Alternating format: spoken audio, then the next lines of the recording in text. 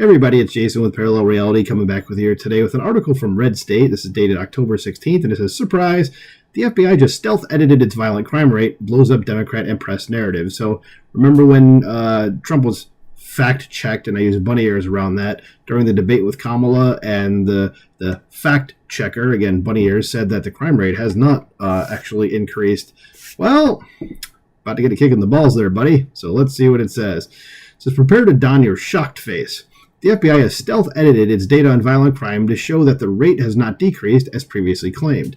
That comes after a year of Democrat politicians, the press, and even debate moderators fact-checking any Republican who pointed out that crime is a rising problem in the United States. And I can think of KJP right now up there being like, crime is down. Like, no, nobody thought that to begin with. We know you're lying, but it's like now we can actually tell you that you're lying and show you proof of it. According to Real Clear Investigations, which discovered the change, the new data represents a reversal from a 2.1% decrease to a 4.5% increase.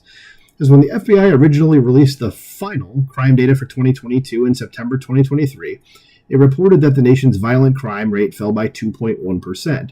This quickly became, and remains, a Democratic Party talking point to counter Donald Trump's claims of soaring crime. But the FBI has quietly revised those numbers, releasing new data that shows violent crime increased in 2022 by 4.5%. The new data includes thousands more murders, this word here that I'm not going to pronounce for YouTube reasons, robberies, and aggravated assaults. So for context, 2022 would be the second most recent year on record, as 2024 data is not compiled yet. Of course, the year's not over. But if the FBI's data in that year was so off, why should anyone believe their 2023 data, which claims a 3% decrease in violent crime? Will that data be revised in the future as well? I think we can take a pretty guess at that one. I'm going to go ahead and say yes. I mean, because this administration just revises everything all the time, and the numbers that always come out first make them look really good, and then they get revised to make them look really, really bad about everything. So I'm going to go ahead and say that, yeah, bad news is probably on the way about the 2023 numbers as well. So expectedly, the FBI did not publicize this sudden and dramatic shift in the numbers. When it released its yearly press release on crime rates in September, no mention of the revision was made. So yeah, I like how they just get away with like, oh yeah, it's just, we just kind of did this, and hopefully no one notices. It says the Bureau, which has been at the center of partisan storms, made no mention of these revisions in its September 2024 press release. RCI's Real Clear Investigations discovered the change through a cryptic reference on the FBI website that states, the 2022 violent crime rate has been updated for inclusion in CIUS 2023, but there is no mention of that the numbers increased. One only sees the change by downloading the FBI's new crime data and comparing it to the file released last year. Gotta love that transparency.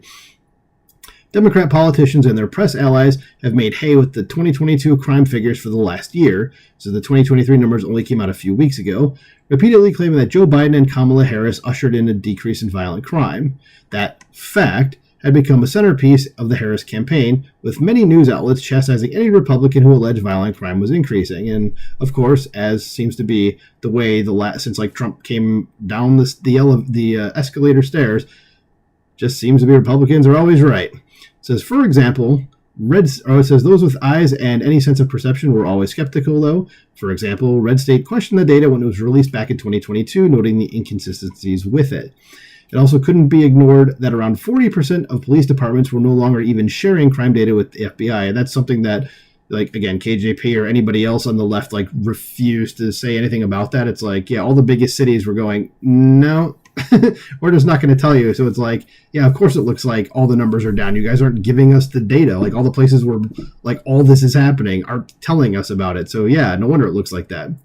Says that left the Bureau increasingly relying on a questionable system of estimation to produce its published crime rates. Says the FBI's crime stats revisions reveal how much guesswork is involved in even the final numbers often seized on by politicians. The FBI doesn't simply count reported crimes. Instead, it offers estimates by extrapolating data from police departments that report only partial year data. The Bureau also makes estimates for cities that report no data. And the FBI's method of generating these estimates changes over time, and it affects the figures they report.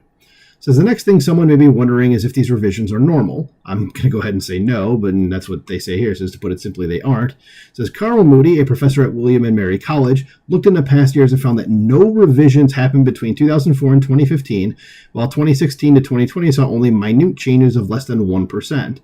Wasn't until Biden and Harris took office that the FBI started producing these massive revisions for 2021 and 2022, and no doubt eventually 2023. I'm going to say that will happen, and I'll go over that article when it comes out. It says, it can't be underestimated how big of a deal this is.